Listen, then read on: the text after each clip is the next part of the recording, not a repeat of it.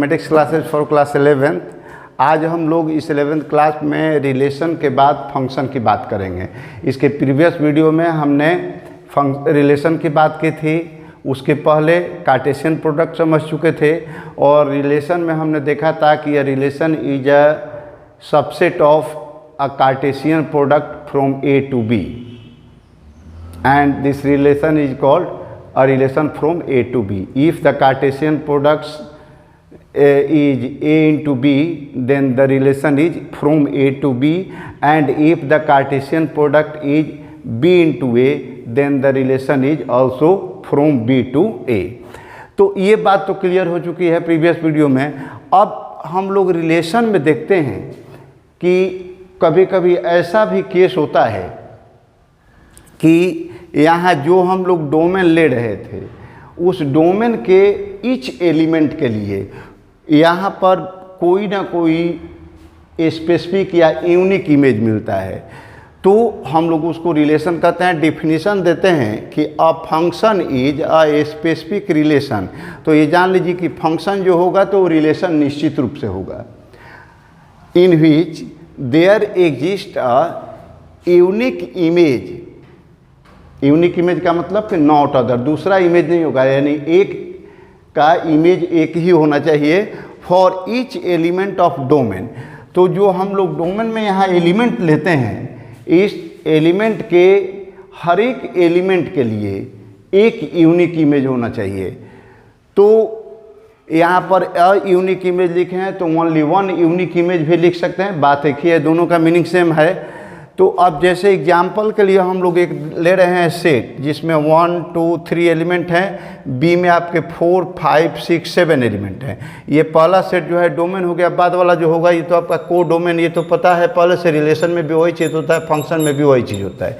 अब हमने एक रिलेशन इसको डिफाइन किया कैसे कि 1 रिलेटेड है 4 से, 2 रिलेटेड है 5 से और 3 भी रिलेटेड है 5 से। तो रिलेशन तो है ही, 1 और मोर रिलेशन कहीं भी मिल रहा है तो रिलेशन तो है। अब इसमें हमको क्या देखना है कि ये फंक्शन है कि नहीं। तो यहाँ पर हम देख रहे हैं कि 1 का एक इमेज मिला 4, 2 का भी एक इमेज मिला 5, 3 का भी एक इमेज मिला 5।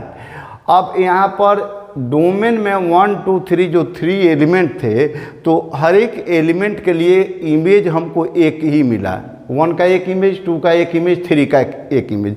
अब वो इमेज रिपीट किया कि नहीं किया इससे कोई मतलब नहीं है, लेकिन ईच एलिमेंट के लिए एक इमेज मिला।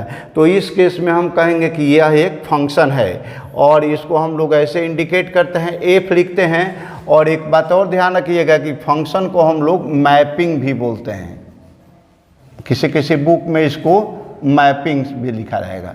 तो मैपिंग भी वही बात है, फंक्शन लिखिए अब मैपिंग लिखिए, मैपिंग सिंगुलर हो जाता है आपका।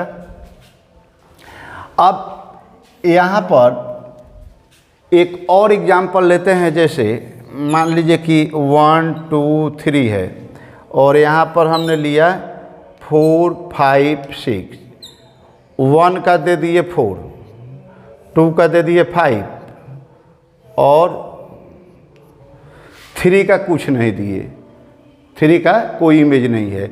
तो इस कंडीशन में ये फंक्शन है और फंक्शन है तो रिलेशन भी है। तो ये आपका एफ भी है एंड आर भी है, ये दोनों हो गया।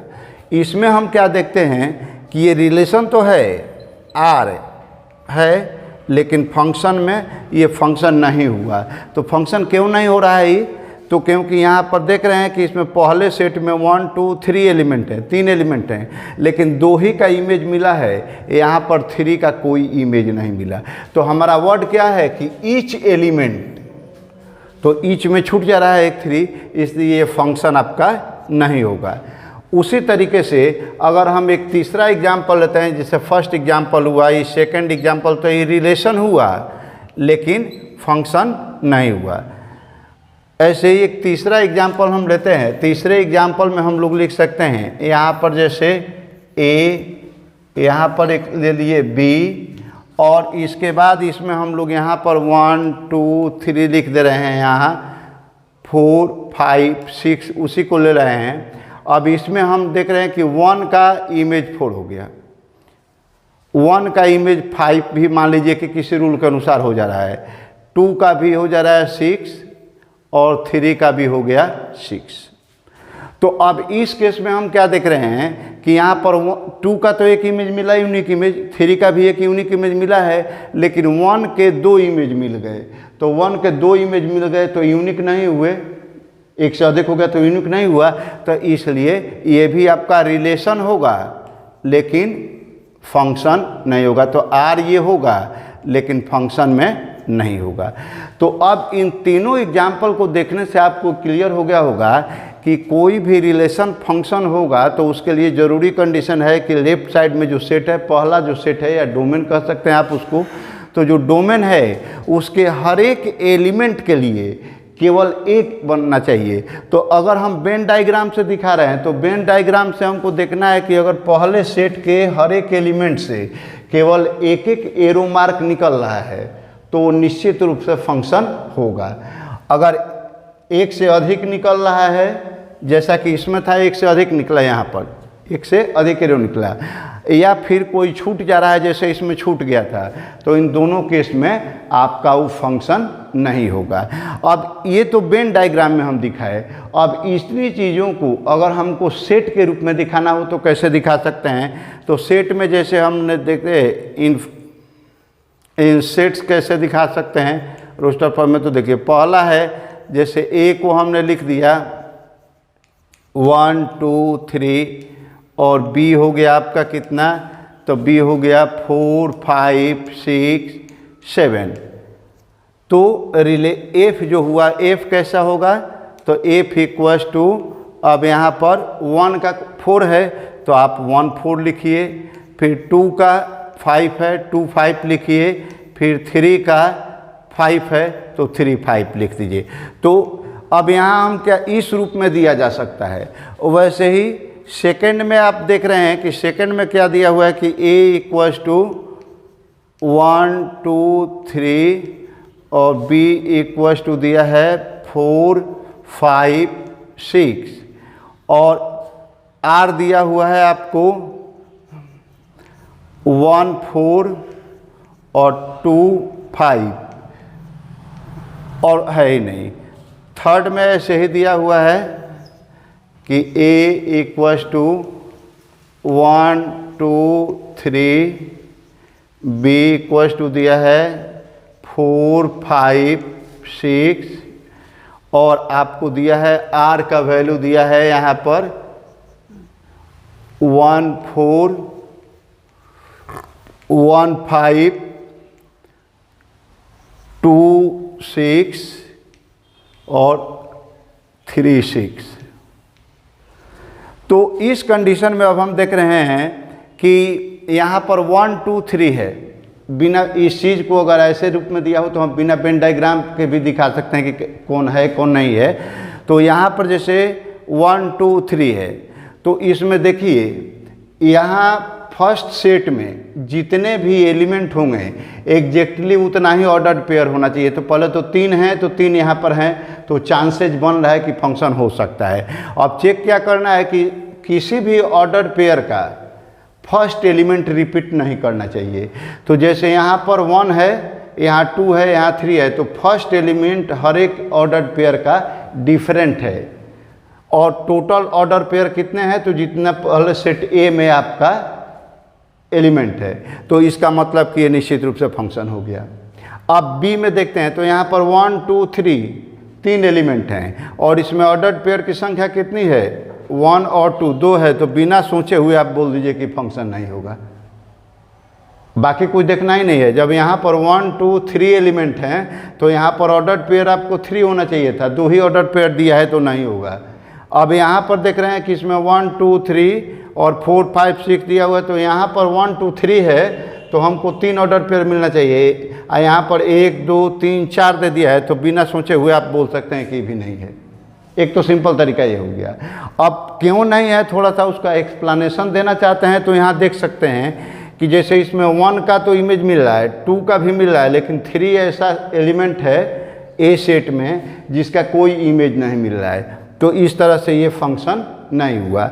इसमें हम देख रहे हैं कि 1 का इमेज 4 भी है और 1 का इमेज 5 भी हो गया है, तो 1 के 2 इमेज आ गए हैं, रिपीट कर गए हैं, तो 1 के 2 इमेज आ गए हैं, इसलिए ये भी आपका फंक्शन नहीं है। तो इन सारे एग्जाम्पल्स के बाद आप ये अच्छी तरह से समझ गए होंगे कि फंक्शन क्या होता है, रिलेशन क्या होता है और दोनों में क्या डिफरेंस होता है। तो अब इसके बाद जो हम लोग एक्सरसाइज देखेंगे, तो उस एक्सरसाइज में हमको दिया हुआ है कुछ कि सबसे पहला क्वेश्चन जो दिया हुआ है वो आपको इसी टाइप के कुछ सेट में दिए गए हैं और पूछ रहा है कि इसमें बताइए कि कौन सा फंक्शन है और कौन सा नहीं है। तो वहाँ आपको ज़्यादा दिमाग नहीं लगाना है, बस सेट ए और बी नहीं दिया गया है, किस सेट से किस सेट में ही नहीं दिया गया है, केवल ऑर्डर्ड पेयर दिया गया है। तो ऑर्डर्ड पेयर में देखिए कि कहीं भी ऑर्डर्ड पेयर में अगर फर्स्ट एलिमेंट रिपीट कर रहा हो तो रिलेशन होगा लेकिन फंक्शन नहीं होगा। हर एक ऑर्डर्ड पेयर का फर्स्ट एलिमेंट डिफरेंट हो तो वो फंक्शन होगा। सेकेंड एलिमेंट रिपीट करे नहीं करे उससे मतलब नहीं है, उसको हम लोग टाइप्स ऑफ रिलेशन में फंक्शन में देखते हैं। लेकिन फर्स्ट ऑर्डर अगर रिपीट कर रहा है तो कभी भी फंक्शन नहीं होगा, रिलेशन ही होगा। इसके बाद अब हम लोग उस फंक्शन के लिए जैसे कुछ रिलेशन में हम लोग वैल्यू निकाले थे, तो उसी टाइप का फंक्शन में भी आपको कुछ वैल्यू एक्सरसाइज में दिया गया है निकालने के लिए, तो हम लोग उसको देख लेंगे। तो फंक्शन में जैसे आप पहले से एक बहुत कॉमन टर्म पढ़े हुए हैं अलजेब्रा में, पोलिनोमियल्स। तो पोलिनोमियल्स में आप लिखते थे कि px = x के फॉर्म में कुछ लिखते थे अपना एक्सप्रेशन, तो आपका एक पोलिनोमियल कहलाता था, px से रिप्रेजेंट करते थे। वही p के जगह हम x लिखते हैं, उसी टाइप का एक्सप्रेशन देते हैं तो फंक्शन हो जाता है। लेकिन फंक्शन और रिलेशन में अंतर क्या हो जाता है कि फंक्शन और पोलिनोमियल में, कि पोलिनोमियल में आप अलजेब्रिक एक्सप्रेशन देते थे, जबकि फंक्शन में कोई ज़रूरी नहीं है कि वो अलजेब्रिक ऑपरेशन ही होगा। वहाँ पर अलजेब्रिक एक्सप्रेशन भी हो सकता है, लॉगरिथमिक भी हो सकता है, ट्रिगोनोमेट्रिक भी हो, मतलब एनी टाइप का एक्सप्रेशन हो सकता है उसी टाइप में, जबकि पोलिनोमियल में केवल अलजेब्रिक एक्सप्रेशन होता है। बस दोनों में बेस यही डिफरेंस है। बाकी कैलकुलेशन का मेथड जो है वो सब सेम रहेगा। तो हम लोग पहले कुछ टाइप्स ऑफ फंक्शन जो हम लोगों को 11th क्लास में जानने हैं इंट्रोडक्टरी रूप में, उनको देख लेते हैं। इसके बाद कुछ एक्सरसाइज का बात कर लेंगे। तो आइए हम लोग देखते हैं ये टाइप्स ऑफ फंक्शन के बारे में। अब टाइप्स ऑफ फंक्शंस में हम लोग देखते हैं कि यहाँ पर ऐसे तो फंक्शन बहुत सारे टाइप्स के हैं, लेकिन हम लोग अपने कोर्स के अनुसार जो पढ़ना है उसी को देखेंगे। तो यहाँ पर जो टाइप्स हम लिखे हैं, तो यहाँ पर मेन टाइप्स भी लिख सकते हैं, मेन टाइप्स ऑफ फंक्शंस, ठीक है। अब इसमें यहाँ पर हम लोग 2-3 बात मेन देखेंगे। फंक्शन का नाम क्या है, उसको एफ के रूप में कैसे लिखते हैं, फिर उसका ग्राफ किस टाइप का होता है। चूँकि फंक्शन का ग्राफ समझना बहुत ज़्यादा ज़रूरी होता है, हमको बार बार उसकी ज़रूरत पड़ेगी। तो एक कॉमन चीज़ कि यहाँ पर हम देख रहे हैं, पहला होता है आइडेंटिटी फंक्शन। तो आइडेंटिटी फंक्शन को हम लिखते हैं f(x) = x। और एक चीज़ हमेशा ध्यान में रखिएगा कि f(x) जो लिखते हैं तो उसको हम लोग ग्राफ पर बनाते समय या ऐसे समझते समय सिंपली समझ सकते हैं कि y है। f(x) means y। तो f(x) = x लिखिए, या इसको ऐसे भी बोल सकते हैं कि y = x। तो इस टाइप का जो फंक्शन होगा उसको हम आइडेंटिटी फंक्शन बोलते हैं, जिसमें y का वैल्यू सीधा x के बराबर हो। और उसका ग्राफ जब हम बनाएंगे तो ये x एक्सिस हुआ, ये y एक्सिस हुआ, ओरिजिन से पास करेगा और ये आपका लाइन जाएगा। तो यही y = f(x) = x हो गया। ये x और y एक्सिस से फर्स्ट और थर्ड क्वाड्रेंट को क्रॉस करते हुए जाता है और इक्वली इंक्लाइंड होता है। दूसरा फंक्शन आता है कांस्टेंट फंक्शन। तो कांस्टेंट फंक्शन में f(x) का वैल्यू c होता है, वेयर c = a कांस्टेंट। ये आपका कांस्टेंट हो गया, ठीक है। अब ये कांस्टेंट होगा तो कांस्टेंट 0 होगा तो यहीं से जाएगा, x एक्सिस पर जाएगा। फिर अगर आपका c कांस्टेंट वैल्यू पॉजिटिव है तो 0 के ऊपर जाएगा, पैरेलल टू x एक्सिस होगा। अगर c निगेटिव है तो x एक्सिस के नीचे से जाएगा। लेकिन हमेशा कांस्टेंट वैल्यू कभी भी होगा तो हमेशा x एक्सिस के पैरेलल होता है, ये हमेशा याद रखिएगा। अब इसके बाद होता है पोलिनोमियल फंक्शन। तो पोलिनोमियल में जैसा कि आप पहले पढ़े हुए हैं पोलिनोमियल, तो उसी को अगर हम एक फंक्शन के रूप में लेते हैं तो उसको पोलिनोमियल फंक्शन बोलते हैं। सिंपली लिख सकते हैं कि f x equal to a polynomial. चाहे पोलिनोमियल का जनरल एक्सप्रेशन हम लिख सकते हैं कि a0 plus a1x plus a2x square plus dot dot dot आप n तक जा सकते हैं, an into x to the power n। अब इसमें पोलिनोमियल होने के लिए कंडीशन क्या है कि आप जानते हैं कि पोलिनोमियल में वेरिएबल का पावर नॉन नेगेटिव इंटीजर होता है, यानी n का वैल्यू जो होगा वो i होगा। i पॉजिटिव आप लिख सकते हैं, i पॉजिटिव मतलब पॉजिटिव इंटीजर या नॉन नेगेटिव इंटीजर, जीरो को छोड़ करके जीरो भी इसमें आ जाएगा। और इसके बाद n equals to i plus ले लीजिए पॉजिटिव, जीरो तो आप लिखे ही हैं, और a1 a0 a2 an ये सब जो है रियल नंबर आपके कुछ भी हो सकते हैं। तो पोलिनोमियल के रूप में आप एफ एक्स का वैल्यू देते हैं तो वो आपका एक पोलिनोमियल फंक्शन हो जाता है। जैसे एग्जांपल करें, जैसे इसमें आपने एग्जांपल लिया जो एफ एक्स इक्वल टू 5, एक कांस्टेंट फंक्शन हो गया। पोलिनोमियल फंक्शन लेते हैं f x equal to x square plus 2x plus 1, ये क्या हो गया आपका एक पोलिनोमियल फंक्शन का एग्जांपल हो गया। कुछ पोलिनोमियल है, ऐसे बहुत सारे हो सकते हैं पोलिनोमियल। फिर आता तो इसका ग्राफ के लिए कोई परफेक्ट एक यूनिफाइड ग्राफ नहीं होता है, एक ग्राफ नहीं होता। जैसे इसमें एक ग्राफ हमेशा यही होगा, इसका ग्राफ हमेशा इसी नेचर का होगा। पोलिनोमियल का जो ग्राफ होता है वो पोलिनोमियल का ग्राफ कोई ज़रूरी नहीं है कि एक ही टाइप का हो, वो डिपेंड करेगा पोलिनोमियल की डिग्री पर। अगर लीनियर पोलिनोमियल है तो ग्राफ स्ट्रेट लाइन जाएगा, अगर डिग्री 2 है तो वो स्ट्रेट लाइन 2 बार मुड़ेगा, यानी 2 डिग्री होने पर आपका ग्राफ कहीं ऐसे मुड़ेगा या फिर ऐसे मुड़ेगा। अगर 3 बार होगा तो उसमें आपका 3 बार के करने पर ऐसे हो सकता है या फिर ऐसे हो सकता है, मतलब ये लाइन का बेंडिंग उतने ही बार होता है जितनी उसका n का वैल्यू होता है या डिग्री होती है। तो ग्राफ डिपेंड करता है कि क्या पोलिनोमियल आपको दिया गया है, इसलिए हमने लिखा है कि अकॉर्डिंग टू गिवन पोलिनोमियल। इसका पर कोई फिक्स ग्राफ एक शेप में नहीं होता, वो उसके पावर पर डिपेंड करेगा।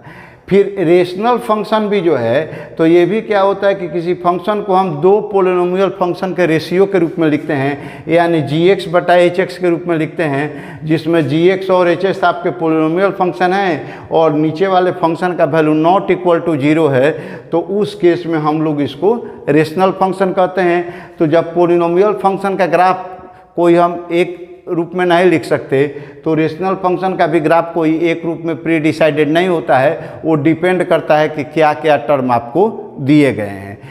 इसके बाद हम लोग आते हैं 5th नंबर में मॉडुलस फंक्शन पर। तो मोड वैल्यू निकालना आप बहुत पहले से जानते हैं या मॉडुलस के बारे में, तो उसी एफ एक्स का वैल्यू अगर मोड एक्स लिया जाए या मोड एक्स के रूप में कोई दूसरा भी चीज़ ले सकते हैं, जैसे mode x plus 5, mode x plus 3, mode of x minus 2, कुछ भी ले सकते हैं। तो मोड फॉर्म में दिया गया है तो हम उसको मॉडुलस फंक्शन बोलेंगे। अब यहाँ पर सिंपली अगर f x equal to mod x दिया गया है तो इसमें मोड एक्स का वैल्यू आपको पता है पहले से, जो नहीं ध्यान में रखे हूँ तो हमेशा ध्यान में रखिएगा कि मोड एक्स का वैल्यू होता है x if x greater than और इक्वल टू 0। हमेशा याद करिए, बहुत बार ये आएगा हर जगह। तो मोड एक्स का वैल्यू एक्स लिखा जाता है कब, तो जब एक्स का वैल्यू 0 हो या 0 से बड़ा हो, यानी नॉन निगेटिव हो, तो मोड एक्स का वैल्यू डायरेक्ट एक्स होगा।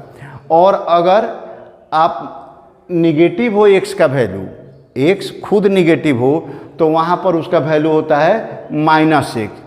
तो आप यहाँ कंफ्यूज कर सकते हैं कि सर हम लोग मोड में जैसे लिखते थे कि -3 तो उसका आता था 3, और मोड 3 लिखते थे तो उसका भी आता था 3, यानी मोड वैल्यू निकालने पर हम माइनस साइन नहीं लगाते थे और आपने यहाँ माइनस साइन लगाया है। तो कोई कंफ्यूज होने की ज़रूरत नहीं है, यहाँ दिया हुआ है कि जब x ऑलरेडी 0 या पॉजिटिव है तो x होगा, सेम रहेगा, पॉजिटिव साइन हो गया। अगर x निगेटिव हो गया तो x का साइन ऑलरेडी माइनस है, तो उस माइनस साइन x में जब हम माइनस से मल्टीप्लाई करेंगे तब तो प्लस होगा, इसीलिए उसको हम लोग -x लिखते हैं। तो अब इसके बाद आता है सिग्नम फंक्शन। इसका ग्राफ हम देखते हैं तो जिसका देख रहे हैं कि यहाँ पर टर्निंग पॉइंट, ये फंक्शन का जो होता है जहाँ से किसी भी फंक्शन के लिए वैल्यू चेंज करे तो उस पॉइंट को हम लोग बोलते हैं टर्निंग पॉइंट। जैसे आपने लिखा कि मोड ऑफ एक्स का वैल्यू x होगा कब, तो जब x ग्रेटर देन और इक्वल टू 0 हो। उसी तरीके से माइनस एक माने एक्स का लेस देन 0 हो तो माइनस एक्स, तो हम यहाँ पर मोड ऑफ जो लिखे हैं तो वहाँ तो एफ एक्स भी लिख सकते थे ना, यानी मोड ऑफ लिखे चाहे, चूँकि यहाँ एफ एक्स का वैल्यू मोड ऑफ एक्स लिए हैं। तो अब ये वैल्यू भी आया इतने ही के बराबर, तो इसमें कंडीशन आ गया कि 0 से 0 हो या 0 से छोटा हो तो अलग केस आएगा, 0 से बड़ा हो तो अलग केस आएगा। तो जब एफ एक्स का वैल्यू किसी एक या एक से अधिक पॉइंट पर अलग अलग केस में अलग आया, लेस देन के लिए अलग, ग्रेटर देन के लिए अलग, तो उन पॉइंट्स को हम लोग बोलते हैं टर्निंग पॉइंट्स या क्रिटिकल पॉइंट। और जब कंटिन्यूटी चेक करते हैं उसको तो वहाँ पर डाउटफुल पॉइंट भी बोला जाता है। तो वैसे पॉइंट्स को हम यहाँ पर सीधे टर्निंग पॉइंट कॉमन लैंग्वेज का या क्रिटिकल पॉइंट यूज करेंगे। तो ये क्रिटिकल पॉइंट या टर्निंग पॉइंट जो है वहाँ से दोनों साइड में y का वैल्यू ऊपर ही जाएगा, क्योंकि ये भी पॉजिटिव वैल्यू देगा, ये भी वैल्यू पॉजिटिव देगा।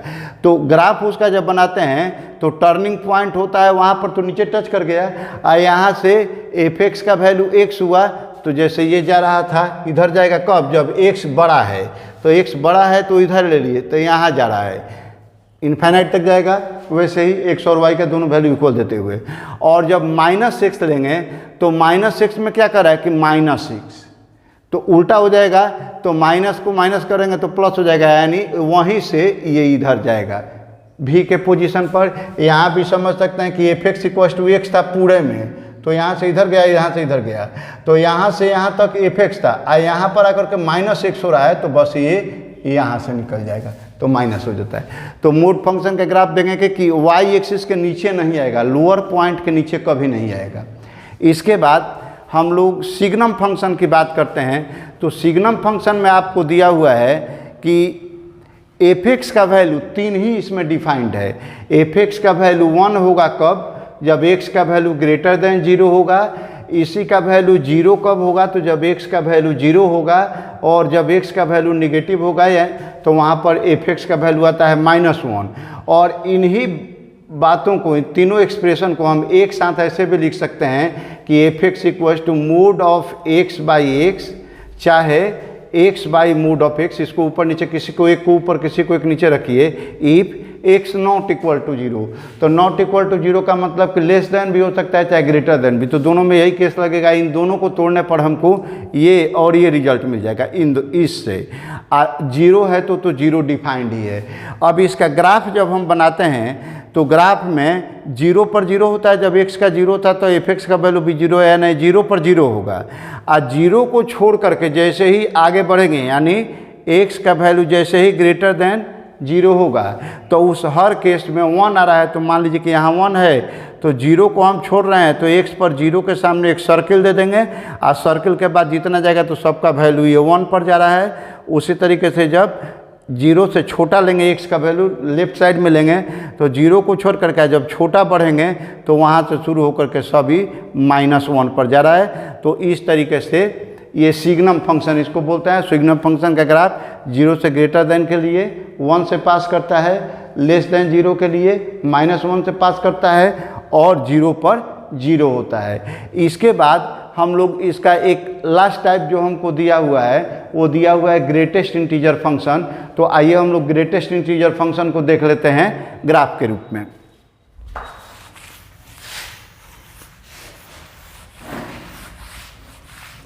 अब देखिए ग्रेटेस्ट इंटीजर फंक्शन जो होता है तो इसको हम लोग डिफाइन करते हैं f x equals to, x को बिग ब्रैकेट में लिखते हैं, और बिग ब्रैकेट स्क्वायर ब्रैकेट जो होता है वो रिप्रेजेंट करता है greatest integer function.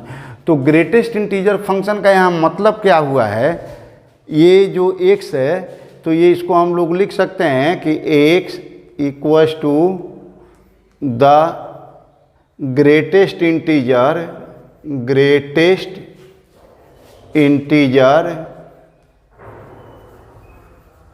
Less than और equal to equal to x, यानी यहाँ पर जो ये लिखा गया है ये x होता है तो ग्रेटेस्ट इंटीजर लेस देन और इक्वल टू x होगा। तो इसमें ध्यान देने वाली बात है कि अगर x है, वेयर यहाँ लिख सकते हैं वेयर, ये आपका x अगर ऑलरेडी इंटीजर है तो इस ग्रेटेस्ट इंटीजर फंक्शन का वैल्यू वही इंटीजर रहेगा, वो चाहे निगेटिव हो, चाहे पॉजिटिव हो, चाहे जीरो हो। लेकिन अगर वो इंटीजर नहीं होकर के कोई पॉइंट वाला हो, फ्रैक्शनल नंबर हो, तो उस केस में कह रहा है कि लेस देन, यानी उससे कम और सबसे बड़ा इंटीजर। तो अब इस बात को हम एग्जाम्पल में कैसे देख सकते हैं, तो जैसे हम लोग देख रहे हैं यहाँ एग्जाम्पल में कि लिखे हैं ग्रेटेस्ट इंटीजर फंक्शन ऑफ 3, तो 3 यहाँ पर इंटीजर है तो 3 होगा। वैसे ही एक निगेटिव वैल्यू ले लिए ग्रेटेस्ट इंटीजर ऑफ -4, तो ये -4 होगा, यहाँ पर ये -4 होगा। ऐसे ही ग्रेटेस्ट इंटीजर 0 का लिया जाए 0 होगा।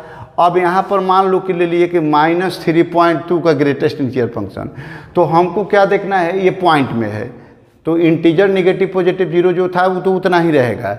लेकिन जब पॉइंट में लेंगे तो पॉइंट में हमको करना है कि उसके ठीक पहले वाला, उससे छोटा वाला में सबसे बड़ा इंटीजर। तो -3.2 है तो -3.2 है तो -3.2 के जस्ट पहले वाला इंटीजर कौन है, तो -4 होता है, तो इसका हो गया -4। वैसे ही अगर सीधे 5.9 है तो 5.9 में तो 5 से बड़ा है कुछ, 6 के पहले है, तो अब 5.9 के ठीक पहले वाला इंटीजर हमको खोजना है। तो ठीक पहले वाला मतलब अगर नंबर लाइन पर आप देखेंगे तो लेफ्ट साइड वाला, तो वो 5 मिलेगा, तो हमारा ये हो गया 5। तो अगर पॉजिटिव में है तो कोई दिक्कत नहीं, इंटीजर है डायरेक्ट तो कोई दिक्कत नहीं है, निगेटिव पॉजिटिव कुछ भी हो। अगर पॉइंट में हो इसका वैल्यू निकालना हो तो हमेशा माइंड में रखिएगा कि अगर पॉजिटिव वैल्यू दिया हो तो पॉइंट के जस्ट पहले वाला जो इंटीजर दिया गया हो वही उसका, जैसे 5.9 है तो 5.1 हो, 5.2 हो, 5.9 हो, 5.02 कुछ भी हो, 5 पॉइंट समथिंग, तो उसके लिए हो जाएगा हमारा 5। पॉजिटिव में ये पॉइंट के पहले वाला हो जाएगा। अगर निगेटिव वाला नंबर दिया गया है तो उसमें देख लीजिए कि पॉइंट के जस्ट पहले कौन सा इंटीजर है, निगेटिव साइन तो लगाना ही होगा, पॉइंट इंटीजर देख लीजिए कौन है और उसमें 1 ऐड कर दीजिए। तो जैसे -3.2 है तो माइनस तो हमने लगा ही दिया, इसके बाद हम देख रहे हैं कि 3 पॉइंट समथिंग है तो 3 में 1 ऐड करना है, तो कितना होगा 4। तो जब हम पहले ही माइनस लगा चुके हैं तो -4 हो जाएगा, तो इस तरीके से माइनस होगा। अब इसी तरीके से पूछा जाए कि -8.2 का कितना होगा, तो आप आसानी से बता सकते हैं, माइनस लगाना है 8 के बाद वाला यानी 9। इस तरीके से आप बहुत सारा निकाल सकते हैं। अब इसका हम लोग ग्राफ देखते हैं कि ग्राफ कैसे होता है। तो ग्राफ में देख रहे हैं कि जैसे 0 का अगर लिया जाए तो x पर 0 हो तो y भी, y मतलब fx तो 0 ही होगा। 1 से छोटा जितना भी लिया जाएगा तो सबको 0 पॉइंट समथिंग करना पड़ेगा। 1 से छोटा कुछ भी हो तो 0 पॉइंट समथिंग, तो उस सब के लिए ग्रेटेस्ट इंटीजर वैल्यू 0 होगा, यानी 0 से लेकर के 1 के पहले तक के लिए 1 के पहले लेना है, यानी 1 को छोड़ देना है, तो ऐसा सर्किल दे दिए, बाकी 0 तक आपका 1 हो गया। अब 1 पर 1 हो जाएगा और 1 से लेकर के 2 के पहले तक, यानी 2 को छोड़ करके जितना भी वैल्यू 1.1 1 पॉइंट कुछ भी रखें तो सबके लिए 1 आएगा। y का वैल्यू तो ऐसे लिख सकते हैं। फिर 2 का यहाँ पर 2 हो जाएगा और 3 से छोटा जितना भी होगा सबके लिए 2 ही रहेगा। ऐसे ही 3 से भी बढ़ सकता है, आगे 4 पर ऐसे बढ़ते जाएगा। नीचे भी आते हैं तो x का वैल्यू 0 से जैसे ही छोड़ेंगे तो सब -1 हो जाएगा। तो यहाँ पर आप 0 से छोड़ करके ये सब का हमारा -1 हो जाएगा यहाँ से यहाँ तक। फिर -1 का तो -1 हो गया, -1 से जैसे ही छोटा किए तो सबका -2 हो जाएगा, यहाँ आ जाएगा। फिर -2 से जैसे ही छोटा किए तो यहाँ पर -3 आ जाएगा। तो इस तरह से होता है। अब इसमें हम क्या देख रहे हैं कि ये स्टेप की तरह दिखाई दे रहा है। तो स्टेप की तरह दिखाई दे रहा है, इसलिए कभी कभी लोग इसको स्टेप फंक्शन भी बोल देते हैं। सीढ़ी की तरह दिखाई देता है, लेडर फंक्शन की तरह, लेकिन बेसिकली ये ग्रेटेस्ट इंटीजर फंक्शन है। इसी टाइप का एक लिस्ट इंटीजर फंक्शन भी होता है। तो लिस्ट इंटीजर फंक्शन में लिस्ट इंटीजर फंक्शन हो जाएगा, तो इसका जस्ट उल्टा हो जाएगा फंक्शन। तो ये जस्ट इसका उल्टा हो जाएगा, उसको हम लोग लिखते हैं f x equals to least integer of x. तो ये लिस्ट इंटीजर में नीचे ऐसे ब्रैकेट नहीं करते हैं, एक्स यहाँ पर हो गया, बिलोंग्स टू आर कर गया। तो ये क्या करेगा कि इसका ठीक उल्टा, यहाँ जो ग्रेटेस्ट लिखे हैं वहाँ पर लिस्ट, और जहाँ पर लेस देन लिखे हैं वहाँ पर मोर देन। तो जस्ट अपोजिट टू, ये क्या होता है, जस्ट अपोजिट टू